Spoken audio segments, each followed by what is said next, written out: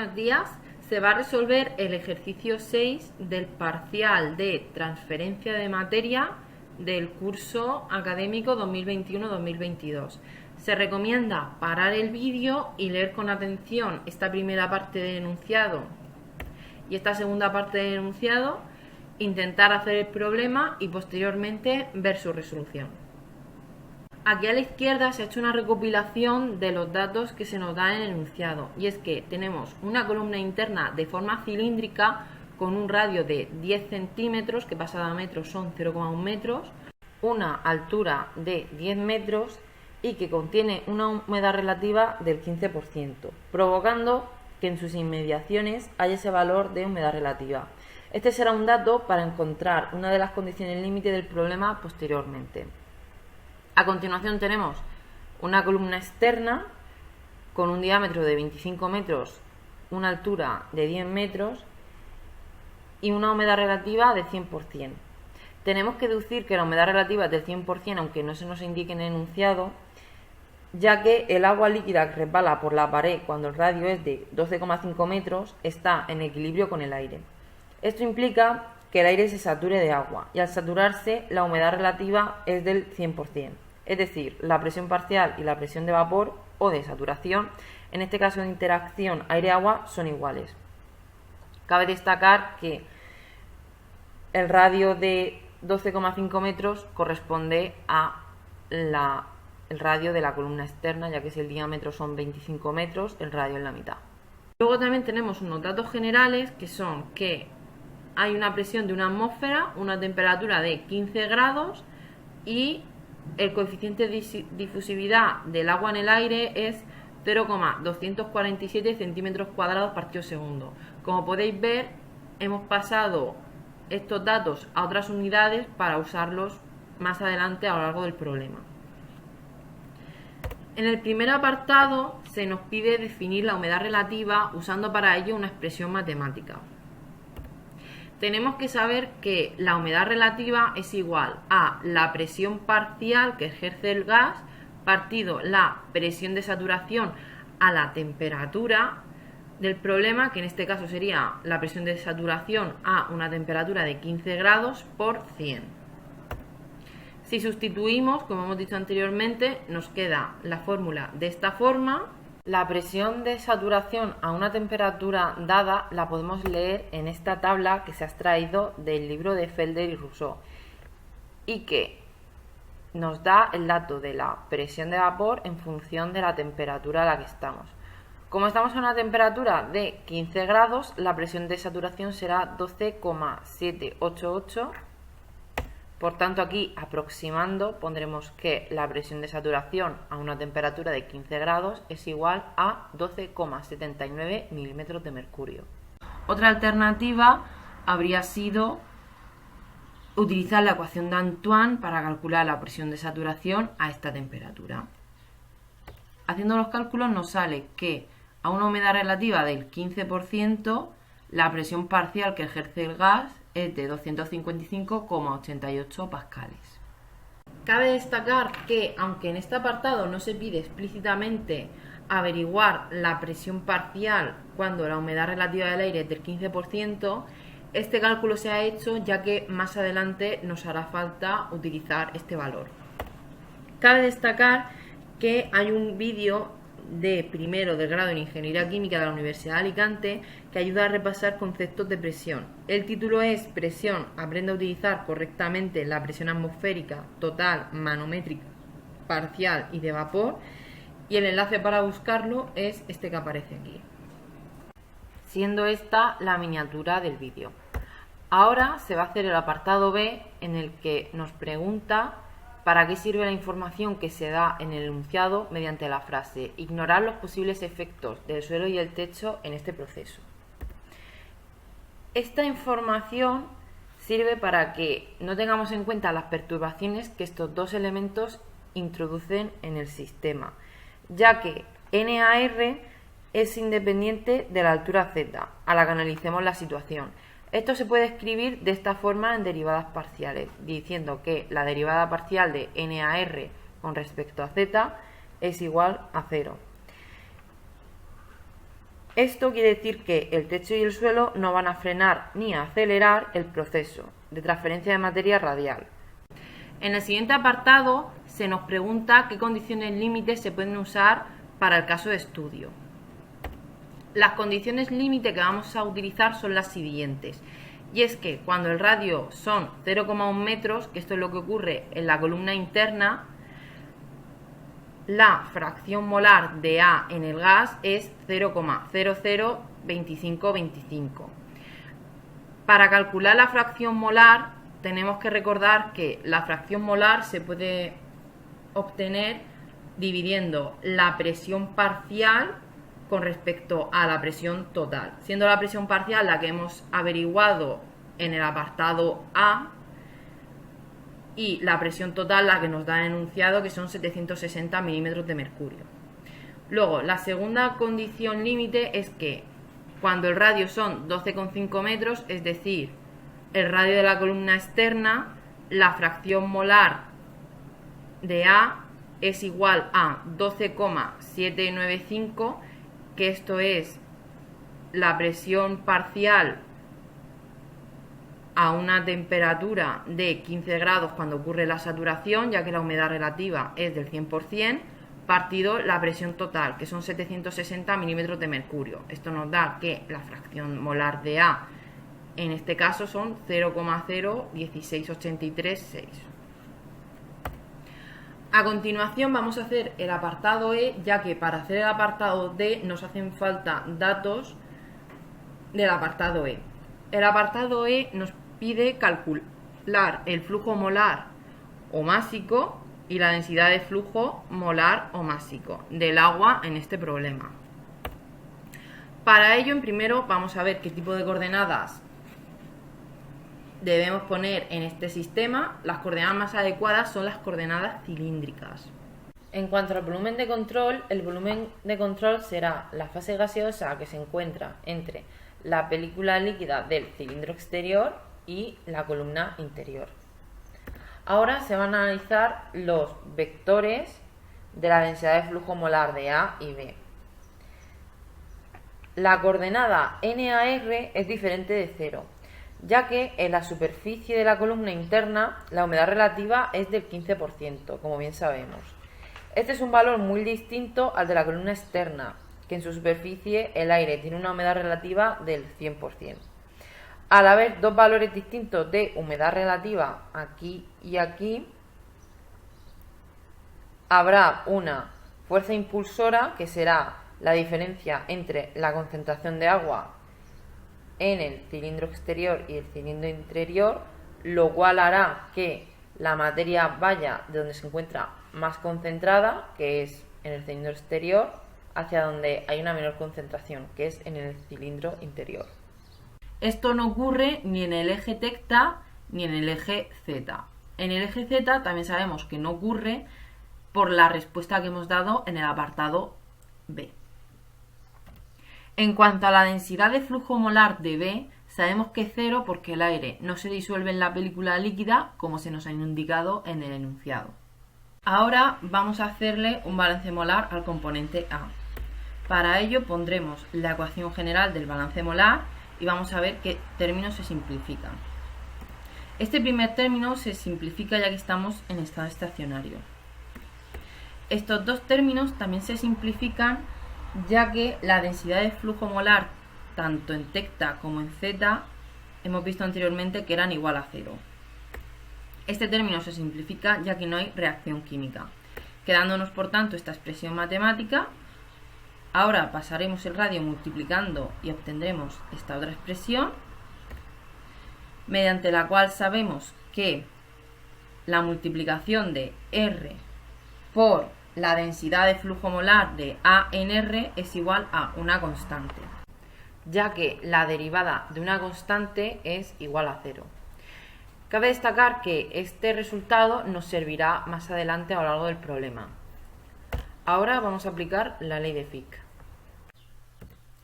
Ahora podemos hacer una simplificación ya que sabemos que la densidad de flujo molar de B en R es igual a 0.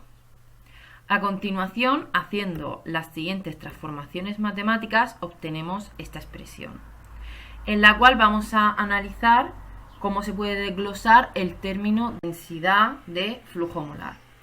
La densidad de flujo molar es igual a el flujo molar partido a la sección transversal. Como estamos con un cilindro, sabemos que la sección transversal es 2pi RL.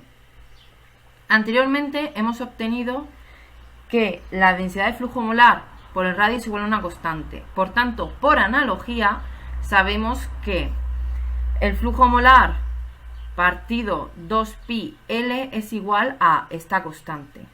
Por tanto, también sabemos que el flujo molar es una constante.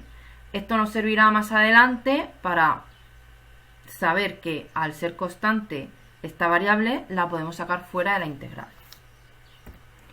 Ahora sustituimos la densidad de flujo molar por su equivalente según la fórmula que hemos visto anteriormente. Y esta expresión es la que vamos a usar para hacer la integral de forma definida y calcular el valor del flujo molar.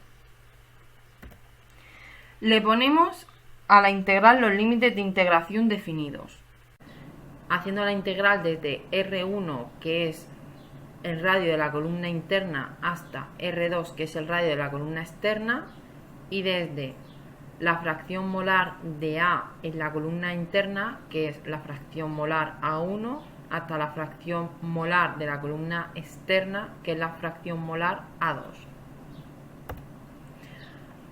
Para hacer estas integrales se han hecho en primer lugar de forma indefinida utilizando la página web Mathway. También se pueden hacer a mano. Por tanto, si sustituimos lo que hemos obtenido mediante esta página web y poniendo que la integral hay que hacerla entre los límites de integración que hemos dicho anteriormente, se obtiene esta expresión matemática de la cual vamos a despejar el flujo molar de AR mediante esta serie de pasos. Esta sería la expresión que nos quedaría para calcular el flujo molar de AR. Pero en primer lugar debemos de saber que L es igual a la altura del cilindro, que son 10 metros, como podemos ver en el enunciado, y que la C, que es la concentración, la podemos calcular a partir de la ley de los gases ideales, despejando, como podemos ver aquí, y sustituyendo por los datos del enunciado. 101.325 es la presión en pascales, que es a lo que es igual una atmósfera. R es 8,31, que es la R de la ley de los gases ideales con sus respectivas unidades en el sistema internacional, y 288, que es la temperatura en Kelvin que tenemos, obteniendo con ello que la concentración es igual a 42,34 moles partido metro cúbico. Se sustituye todos los datos que hemos calculado y se obtiene que el flujo molar de ANR es igual a menos 196 por 10 elevado a menos 6 moles partido segundo. El flujo molar sale negativo porque la difusión ocurre desde donde hay una mayor concentración, que es en la pared exterior, hacia donde hay una menor concentración, que es la pared interior. Ahora vamos a calcular la densidad de flujo molar. Para ello vamos a aplicar esta fórmula y sustituyendo con los datos que tenemos, obtenemos que la densidad de flujo molar es igual a menos 3,12 por 10 elevado a menos 6 entre el radio en metros, que esto sería un dato a sustituir, y que las unidades son moles partido metros segundo. Ahora se va a calcular el perfil de concentración del agua dentro del habitáculo. Para ello partiremos de esta expresión matemática que se ha obtenido anteriormente, en la cual se harán las integrales indefinidas, obteniendo esta otra expresión matemática. que como ahora estamos haciendo las integrales de forma indefinida, obtenemos una constante de integración. Para averiguar el valor de esta constante de integración, en primer lugar lo que vamos a hacer es despejar C2 obteniendo esta expresión matemática. Se va a sustituir uno de los límites de integración que hemos propuesto anteriormente, y con esto y los demás datos del problema obtenemos que la constante de integración 2 es igual a 9,8267 por 10 elevado a menos 6 moles partido metros segundo. Como ya sabemos cuál es el valor de la constante 2, podemos escribir de esta forma la expresión matemática. Ahora vamos a despejar la concentración molar de A. Cabe destacar que la concentración molar de A se puede relacionar fácilmente con la fracción molar de A. Así que calcular el perfil de fracción molar de A es una opción válida para luego calcular la concentración molar de A en unidades de mol partido metro cúbico si se quiere. Lo único que habría que hacer es multiplicar el valor de la C antes calculada, que es igual a 42,34 moles partido metro cúbico, por el valor de la fracción molar de A. Siguiendo estos pasos matemáticos, finalmente obtenemos que la fracción molar de A es igual a esta expresión, que si se representa en Excel tiene esta forma el perfil de concentraciones en función del radio. Aquí se ha dejado una captura de pantalla de la hoja de Excel que se ha utilizado para realizar la representación gráfica del perfil de concentraciones. Hay otra alternativa a despejar la concentración molar de A de la fórmula, que es usando la herramienta Solver del programa Excel de la forma que se va a mostrar a continuación. Podemos partir de esta expresión matemática en la cual no hemos despejado la concentración molar de A, poner aquí todos los datos que son fijos, aquí poner los radios desde 0,1, que es el radio de la columna interna, hasta 12,5, que es el radio de la columna externa. A continuación, en esta otra columna, suponer un valor para la fracción molar de A. En este caso se ha supuesto 0,02 en toda la columna. Luego se ha calculado lo que hemos denominado primer término, que es todo esto, y segundo término, que es todo esto. A continuación hemos hecho una función objetivo en la cual hemos restado el primer término y el segundo y lo hemos elevado al cuadrado, ya que la función objetivo final a optimizar es que la resta del primer término y el segundo término al cuadrado tienen que ser igual a 0, cambiando para ello el valor de la fracción molar de A supuesto en cada una de estas filas. Por ello se ha planteado una función objetivo total, que es igual a la suma de las funciones objetivo que hay en cada fila multiplicado por 10 elevado a 10. ¿Por qué se ha multiplicado por 10 elevado a 10? Para hacer la función objetivo total más grande, ya que si no nos queda un valor muy pequeño, porque como podemos ver cada una de estas funciones objetivo son por 10 elevado a 11, y por tanto si la función objetivo total a optimizar es demasiado pequeña, el programa Solver podría tener problemas para optimizar esta función. Ahora vamos a utilizar Solver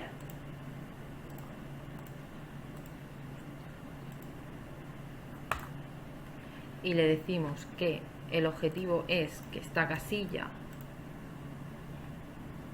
tenga el mínimo valor posible, cambiando para ello todos los valores de fracción molar de A supuestos.